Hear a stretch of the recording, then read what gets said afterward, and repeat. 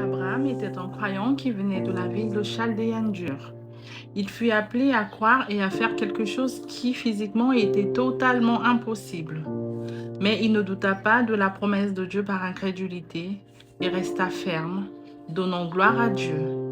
Abraham avait 75 ans et sa femme 65, et ils avaient vécu ensemble depuis leur enfance puisque Sarah était la demi-sœur d'Abraham. Les deux n'avaient pas eu du tout d'enfants. Et Dieu dit à Abraham, sépare-toi des incrédules et marche avec moi. J'ai fait de toi le père de beaucoup de nations.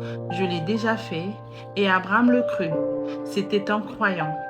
Comment vas-tu faire, Seigneur? Voilà une question qu'il n'a jamais posée.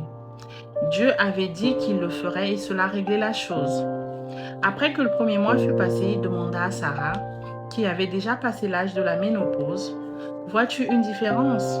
Pas la moindre, mais Abraham y croyait toujours. 25 ans plus tard, il n'y avait toujours pas de différence, mais Abraham croyait. Voilà ce que c'est qu'un croyant. Ce n'est pas un soi-disant croyant, mais un croyant. 25 ans plus tard, Abraham était encore plus ferme qu'au commencement. Il croyait Dieu, et cela lui fut imputé à justice parce qu'il était un croyant véritable. Maintenant que fit Abraham? Il ne douta pas de la promesse de Dieu et ne considéra pas les impossibilités.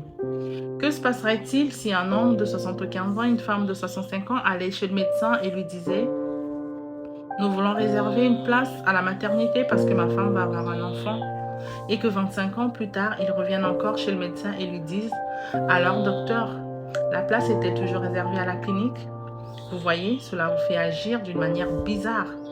Vos décisions sont bizarres pour le monde, mais c'est un croyant et peu lui importe si cela semble étrange.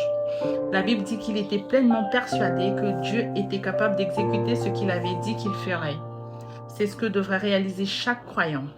Dieu est capable de garder chaque parole qu'il a dit qu'il accomplirait. Et je crois que si un croyant est pointé sur la parole de Dieu, cela touchera les choses même que la parole de Dieu a promises. Que Dieu vous bénisse.